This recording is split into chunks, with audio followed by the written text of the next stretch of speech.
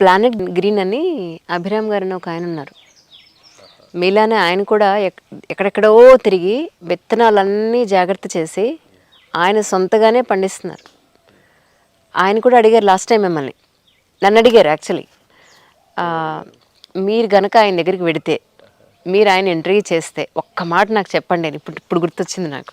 అయ్యో, మీ పేరు సరిగ్గా చెప్పలేదు. ఆయన పేరు వినయ్ రామ్. వినయ్ రామ్. అవును, నాకు రామ్ అనేది గుర్తొచ్చింది. ఇక్కడ మీకు కలిసారా మిమ్మల్ని?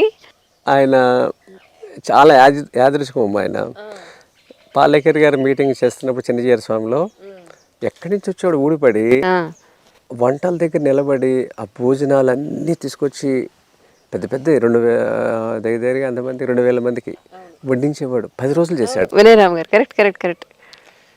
భలే పర్సన్ అండి బాబు. మళ్ళీ విచిత్రం, నన్ను కలిపింది ఆవిడ్ని ఆయనే.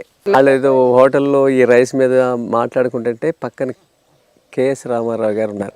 వాళ్ళ మిస్సెస్ అట ఆవిడ. చెప్పారు గుర్తొచ్చింది నాకు ఇప్పుడు. ఎక్కడెక్కడి నుంచో డాట్స్ భగవంతుడు కలుపుతున్నాడు, నాకు అర్థమైంది. వారం రోజుల క్రితం నన్ను ఇంటికి వచ్చి తీసుకెళ్ళి ఆ అమ్మని పరిచయం చేశాడు. చాలా సంతోషం మిమ్మల్ని కలవడం. ఈ సందర్భంగా మాకు చాలా రాసి పెట్టుంది ప్రకృతిని చూడగలిగే గొప్ప 2 రాష్ట్రాలకి రాసి పెట్టింది.